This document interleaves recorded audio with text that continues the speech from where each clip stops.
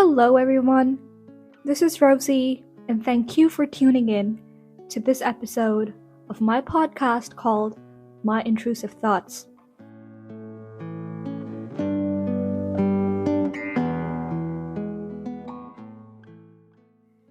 Guys, before I start this episode, I just want to take a moment to thank everybody who has listened to my podcast, who has supported me in any way that they could, for sharing, for listening, for taking your precious time out of your lives to listen to me, to what I have to say. And I'm really, really grateful for that. I was just looking at the stats for the show and I realized that my podcast has now reached over 20 countries.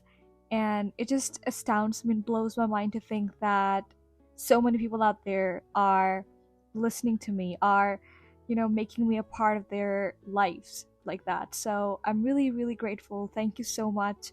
And I hope that I can continue to bring you more episodes filled with fun, topics. And I just hope that we can build this community.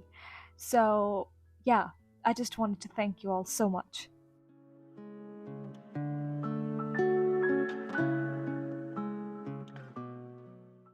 Okay, so today's topic is kind of like one of those things that is very vague, very vast, and there's so many different angles to this. And for the longest time, I have been struggling to kind of figure out where I want to go with this topic. But I realized that, it is what it is, and I just gotta go with the flow.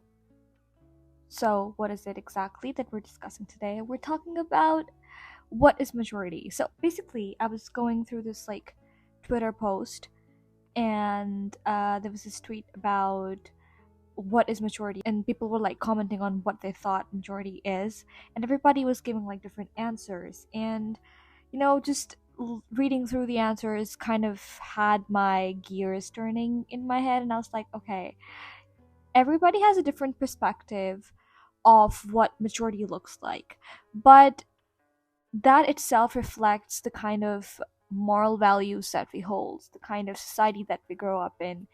And it was very interesting, okay, because it obviously depends on an individual preference, but at the same time, there are so many things that collectively sort of shine through when you're looking at somebody and trying to analyze their behavior, or trying to fit a bunch of people into a mold, an identical mold. So it can be, very insightful to stop and reflect on that. For example, one person said that maturity is when you realize that not every jealousy is cute. And makes sense, completely makes sense. We have this whole trope thing, in the book world, where jealousy is always used as sort of a form to romanticize situations where one partner is acting a little more territorial, a little more possessive about the other. And it's shown in a light where like, for example, the female lead is talking to her best friend and the male lead is like, oh my god, you're mine. And yeah, to some extent that sort of makes you feel a little giddy. You're like, oh wow, he really likes her, he really loves her. But then, in some contexts, it just is not okay. And anything that sort of imposes or sort of messes with your personal space, I feel like that's very uncomfortable, for me at least. Like, I don't like the whole possessive thing, I don't like the whole jealous thing. Some people like it, some people enjoy it, but I'm definitely not that kind of person. So yeah, I could really click with this one.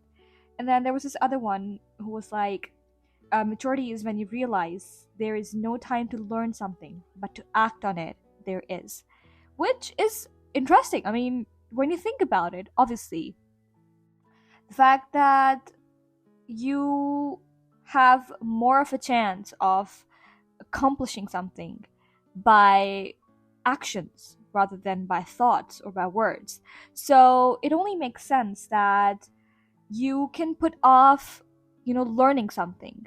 But when there is time for you to act, the more you delay it, the worse things get. It's all about action. It's all about doing something productive. It's about, taking chances. It's about taking action, which brings about changes, and not talking about them, or, stuff like that. So that was really interesting. And then there was another one. This one I really liked as well. It said, maturity is when you realize that letting go of a few things is better than being in a toxic one. I think this person was trying to refer to relationships, and I completely agree. I am not the kind of person who is going to, force somebody or gaslight somebody into thinking that if they're in a messed up relationship, they have to stay because, oh my god, look at the time you spent building up this relationship. Oh my god, what about your kids? Oh my god, what about your living arrangements? Whatever, whatever. If you feel like the other person is not respecting you, your personal space, is not respecting your thoughts, your identity, anything that, compromises your dignity, compromises your self worth, compromises your mental health, compromises your physical health, you have all the right to step away.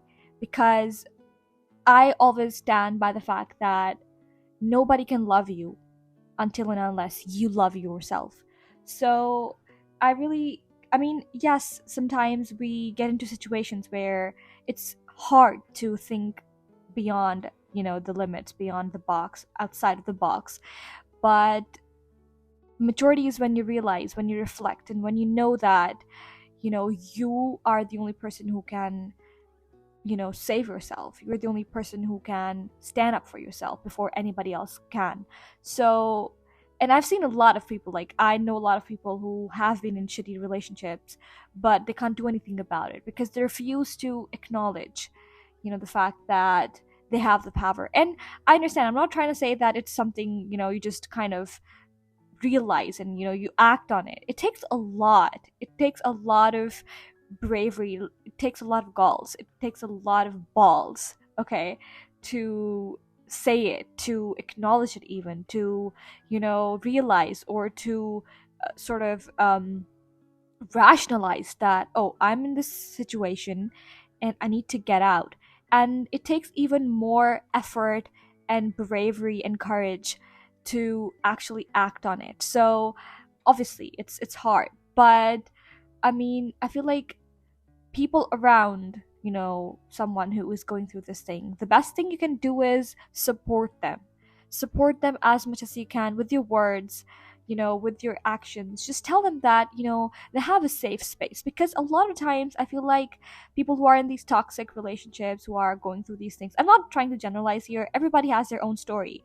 But in this context where, somebody's hurting you, or somebody, because I know, I mean, in a society, at least, everything is okay to talk about as long as it's, not a relationship issue. Like, you could be arguing about the politics, the, world history, you could be arguing about religion, or, cultural values and everything. And, these things do impact everybody. But then when it comes to actual things like, domestic violence, rape, to, basically women rights, all these things that impact a certain individual that you may actually know in real life, it becomes like a hush hush thing. Don't talk about it, it's none of our business, okay? uh, what if, like, that person is beating their wife? That's none of our business. It's a, a personal thing. It's their problem. It's a couple problem, so they have to solve it. Like, if you're seeing it, if it's happening in front of you, the least you can do is acknowledge it, okay, instead of like pretending, oh, it's not happening. So for me, I feel like it's very difficult to break out of these sort of, chains, when you know that it could impact you. Just, taking a stand could impact you. But I feel like the mature thing to do definitely is to realize and understand that it's better to lose all of that, lose the prestige, lose the status quo, lose the, whatever privileges you have in society. But I feel like staying in that sort of relationship, being in that sort of place where you're not respected, you're not made to feel valuable or worthy, where you're not loved, I would never. I would. I hope that I'd never have to do that to myself. And you know, because that's just, it's sad. It's sad, and I'm sorry for people who have to go through these things. And it takes a lot of courage, but hopefully, we can all realize that the only person that can save us us, is ourselves.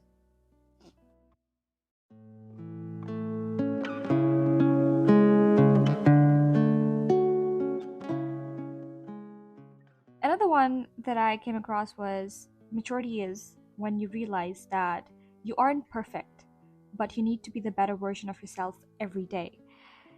Of course, of course. I mean, every day there's new discoveries being made by science. There's new things that come up.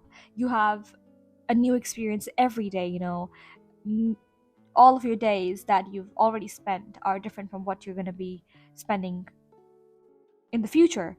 Things that you're going to be experiencing in the future are obviously different. And it just to think that, where I am right now in this time, in this place, is the best I can be, and whatever. Like, sometimes you give yourself that excuse that, I'm already doing so much better, I win at this. Like, I am so good at this. I don't have to improve. That itself is so toxic. That itself is so debilitating that it it basically negates the entire idea of improvement, because it's a constant thing, right? Life is just a constant motion. Like, it's always happening. It's always improving one way or another. So what makes you think that you are any different? If the entire world around you is changing and evolving, then it only makes sense for you to realize that that's what you got to do as well. And I think I've kind of realized that a lot of problems that happen, that stem in today's time, in regards to, generational gap, or there's this like rift between the boomers and the millennials and then the Gen Z. In the previous generations, people would think that you evolve with time, you mature with time, you mature after a certain age, and they were so hell bent on this, idea that if you're older, you're right, because you have more wisdom, because you've seen more, you know things in life, you're more experienced. But I feel like that's so wrong. That's just wrong to assume that a younger person could not have a better outlook on life just because they've not been on the earth for as long as an elder person. It's just wrong to assume that, if there's like a 40-year-old versus a 20-year-old, this 20-year-old could have gone through things that this 40-year-old could only imagine in their worst nightmares, and maybe that changed them. Maybe they have a different perspective. If even if they have not been through trauma, like, I'm not trying to say that only traumas make you wise or whatever. I'm just saying that in a regular everyday life, there's a lot of things that different people experience differently, right? So they have different perspectives. And for you to say that one person's experience is far more valid than the other is just because they're older is just BS to me. Okay, so I mean, what I'm trying to say is that in the previous generations, there was this whole idea about, how or what makes a person mature. So we're trying to break out of that, because we now understand that evolution occurs at its own pace with everybody, okay? Everybody evolves as a person in their own time, in their own space, and with all the environmental factors that sort of click in. So you can't just assume these things, right?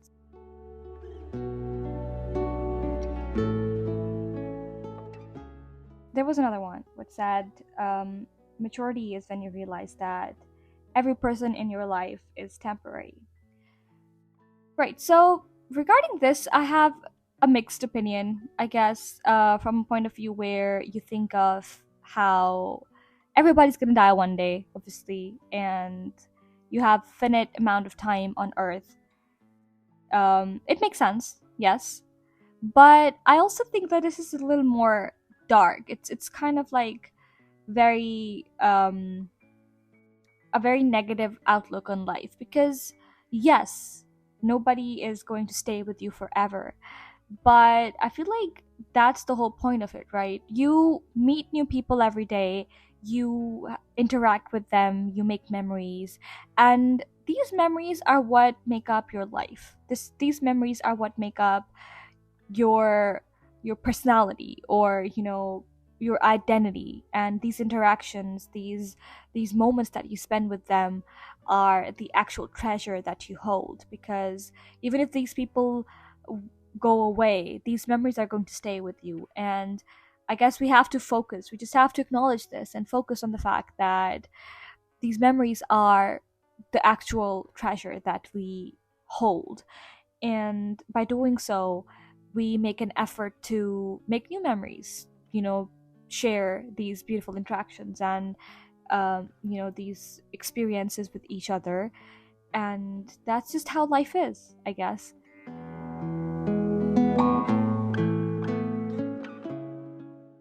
Okay, here's another one. It said maturity is when you realize that not every follower is your well-wisher, which is, I think, a great take on this, because I feel like I personally am a very naive person when it comes to people.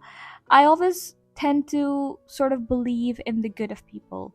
Like, it's very hard for me to meet somebody and constantly be cautious, or be like, oh my god, I'm not getting good vibes from them, unless they do something to prove me wrong. I always try to think that whoever I'm meeting, that they're a good person at heart and they have good intention towards me, which has not always been true, obviously. Some people are just like that.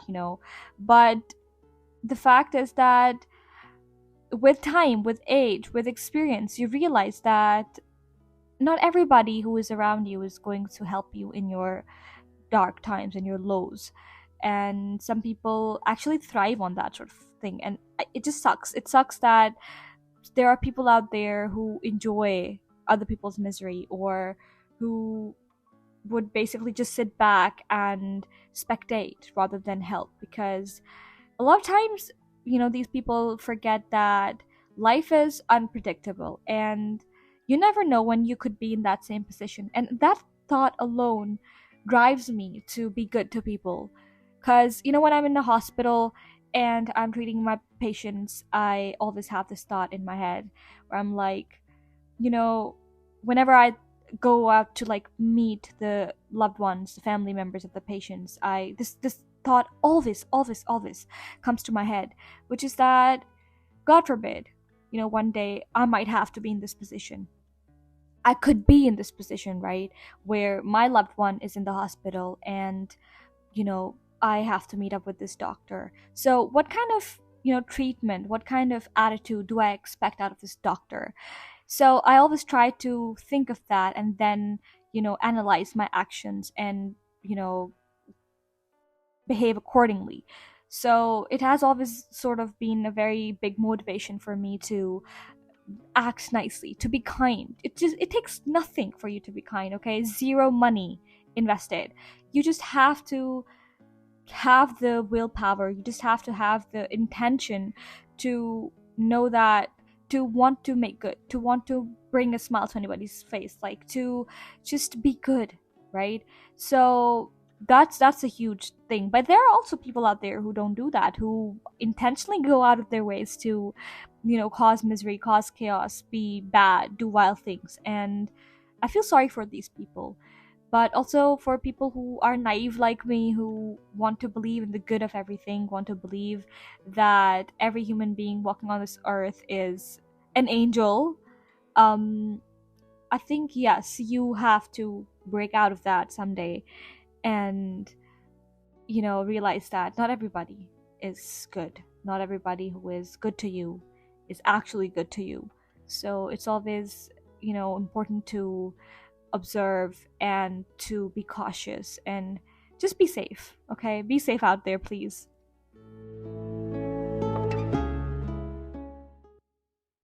Okay, another one. It says, maturity is when you realize that sometimes silence is more important than proving a point.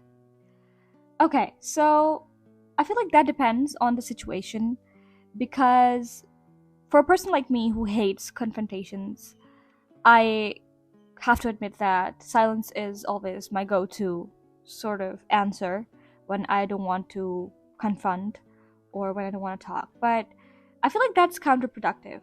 Having an intellectual, in conversation, being able to communicate is always better than just being silent. And obviously depends on the context of situation. For example, like, when you're talking to a toddler and a toddler is just like throwing a tantrum and they're like, I want this candy, and you're like, you can't have this candy, honey. And then the toddler keeps on, throwing a tantrum. So you hold your boundary and you tell them no, and then you stop. You don't, further the argument. You don't, start throwing jargon at them that, oh, it's bad for your health, whatever, whatever, because they're a kid, they don't understand, they don't know. So yeah, it's better to observe that silence and not, engage. But then when it comes to stuff like, harm, some sort of harming, some sort of crime, I think no, you have to talk. You have to be responsible, because I feel like that's the responsible thing to do.